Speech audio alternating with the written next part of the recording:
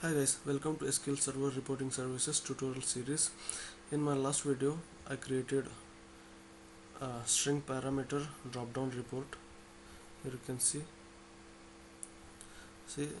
while creating this report, I told you guys that I will be passing an integer value from the background to my database, and I'll be showing these values only to the user, but actually I'll be passing integer value uh, to the database. But due to some problems while creating this video, I passed this product name only uh, to the database.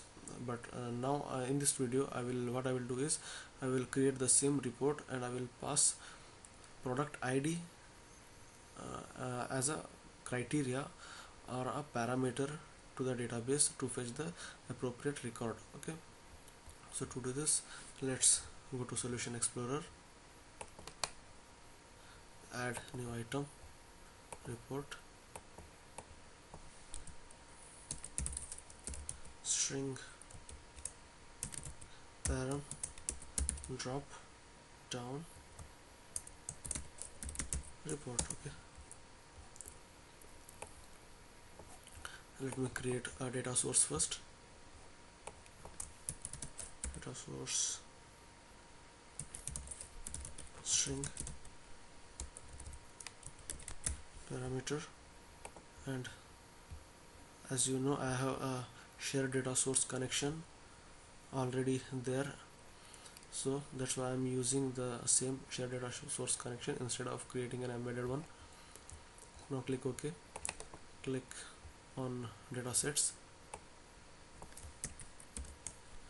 Now the dataset name will be string param, and let's create an embedded dataset connection, and here you need to select your shared data source connection. Click on query builder and click on your add table icon and select the appropriate tables, add, close it, select the fields, quantity, unit price, and product name, product ID. Okay, here now I will pass a product ID as a parameter to my report, so that when I show the product names in a drop down to my user, and when I ask user to select any product name, actually I will be passing a product ID to the database, not the product name. Equals to product ID. Now you can see I have passed product ID in my var clause. So click OK, click OK.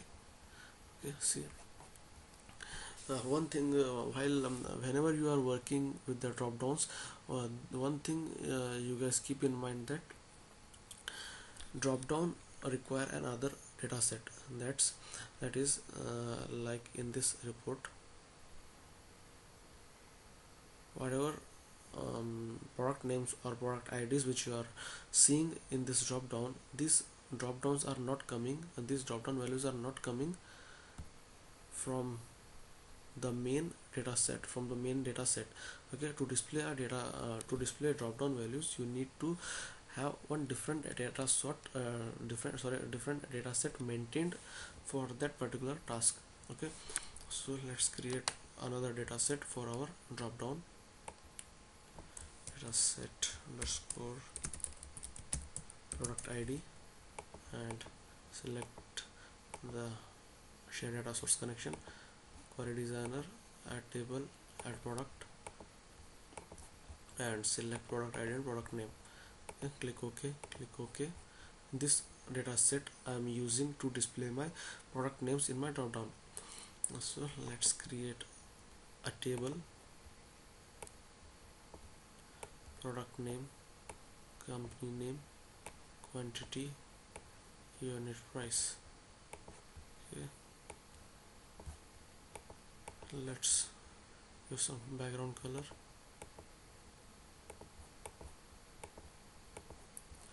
and make it as bold. Okay, As you can see, this is the same parameter which I had passed as a filter while creating the query. So just right click on that. Before that, let's just see our report. See, it's displaying only the text box, so we need to customize this.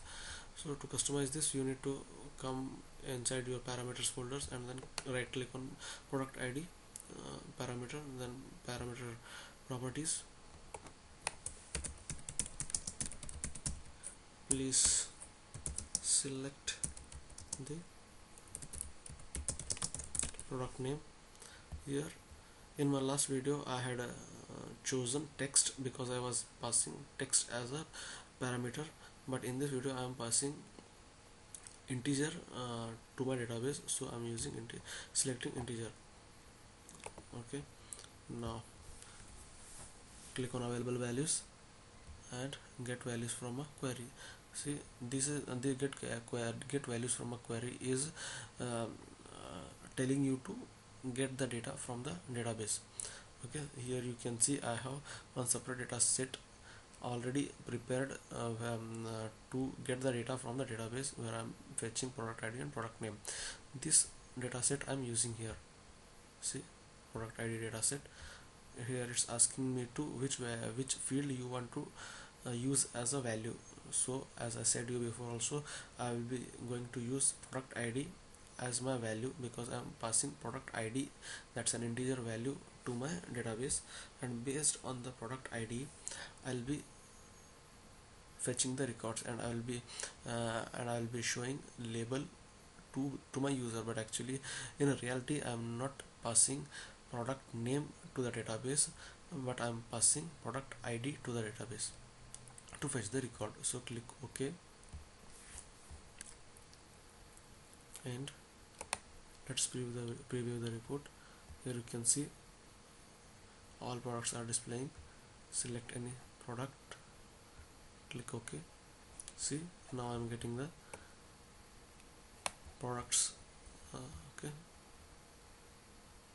Philomix. If I click Philomix and enter, I will see the list of products which are named as a Philomix. Okay, this is the way which you can get the data based on product name. Here I'm showing, although I'm showing product names to user, and by doing this, user might be in an illusion that he is passing a product name to the database, but he is not passing a product name to the database, but he is passing but he or she are passing product ID to the database, and based on product ID the appropriate product will get fetched. Okay, see, now products get changed. See, I hope you understand the concept behind it, and I hope you like this video. If you like this video, subscribe to my channel, and thanks for watching.